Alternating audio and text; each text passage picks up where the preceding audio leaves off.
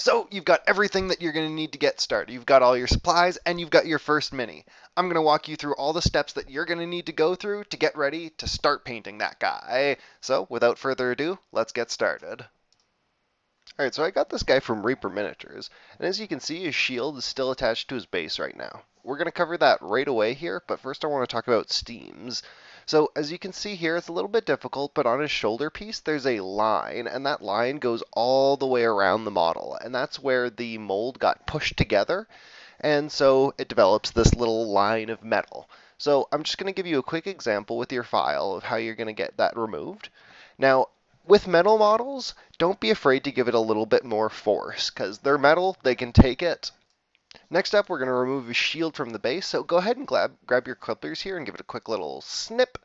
All right, now grab your X-Acto knife, because there's still a little bit of metal hanging on the model, so we're going to try and clean that off. Sometimes you got to take a second clip like this, and then go ahead, grab your X-Acto knife. Make sure you've got a good cutting surface because then you can put some force down onto it.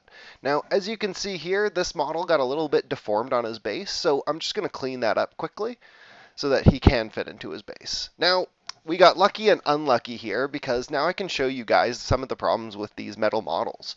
Sometimes they're not going to fit in their bases properly. So we're going to fix that. I'm going to grab my clippers and we're going to cut it down to size. Now, this is a nice chunky model. He's nice and big and thick, so we don't have to worry too much about damaging him.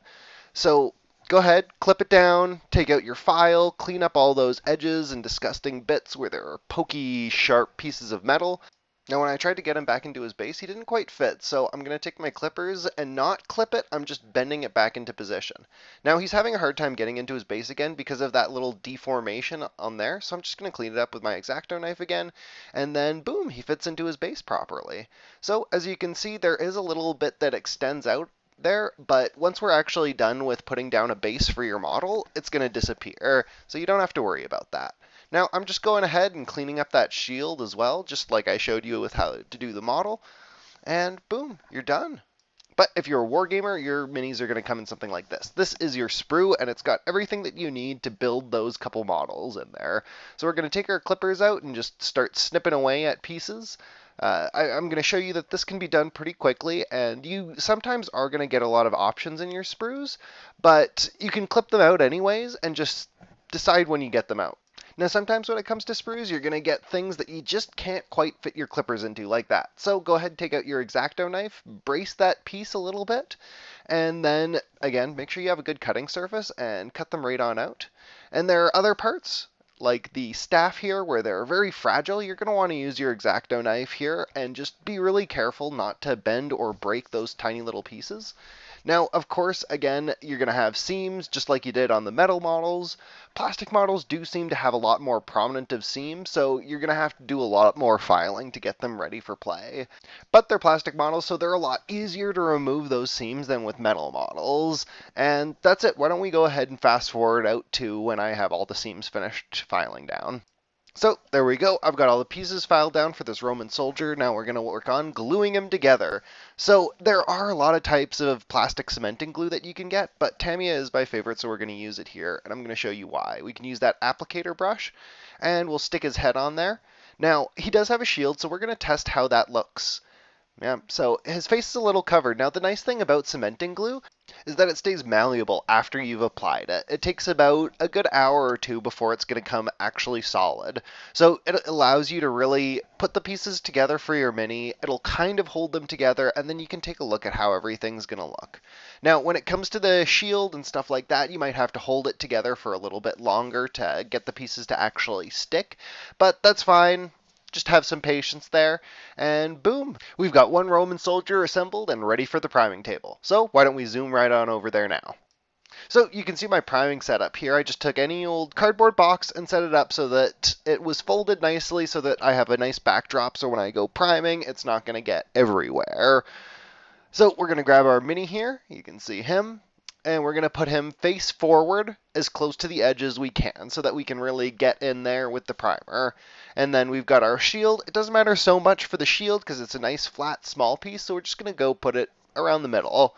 So next you're going to grab your can of primer here, and you're going to need to make sure to shake it. Especially if you've got a new can of primer, you're going to want to shake it for about 2 or 3 minutes. Other than that, 1 minute should do for used cans. Now, before we get right down to priming, why don't you just make sure which way the nozzle's pointing? Be very careful with this. It can blind you if you get it directly into your eyes. Now, Army Painter comes with a nice arrow pointer for which direction it's supposed to be pointed. So, now that we've got started with the priming, you want to hold it about half a foot away from your mini and just short, small bursts across your mini, just like that. Just short and small, and you want to make sure to get it from above and below because they've got all these little crooks and crannies you got to get into.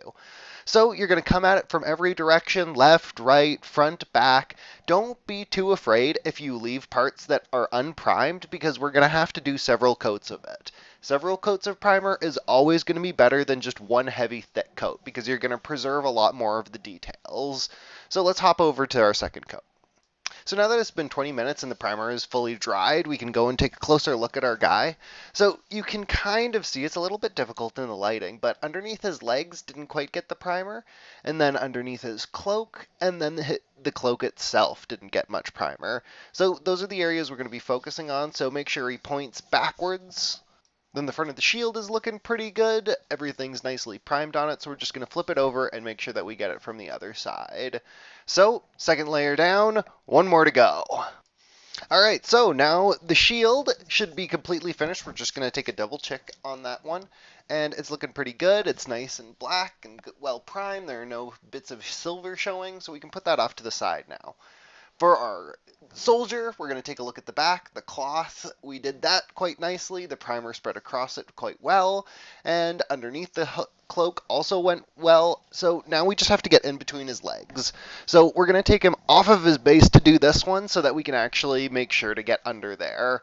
We're going to put him on his back like that, and then we're going to get down to priming. Now, there is one important thing to keep in mind when you're doing something like this. After the 20 minutes are up, you're going to want to make sure that you get right back to your model. That way that the primer doesn't dry between him and the cardboard and kind of fuses them together, and then you can get cardboard ripping off with it, and it's just a whole pain debacle. So that's it. That should be your first model primed and ready for painting. Now, as always, there are last couple words I want to share for the end of this video. So whether you're wargaming or you're role-playing with your minis, metal and plastic are both great options to get into painting with. Now, if you're a wargamer, you can go ahead and pick yourself up some epic-looking metal hero minis to use as generals and heroes on the battlefield and really just have fun with it. And if you're a role player, you can go ahead and get yourself some of these little sprues of soldiers. You can use them as town guard, you can get a couple warriors for an army, or even some brigands and bandits. And also, for those of you that are curious, the Reaper Mini that I got is called Baron Blacktree, and the sprue is a Praetorian command squad from Warlord Games. Thank you all for watching. I hope that you enjoyed the video and or found it helpful. Please go ahead and hit the subscribe button if you'd like to get notified when my other tutorial videos get uploaded. Until next time, later Internet.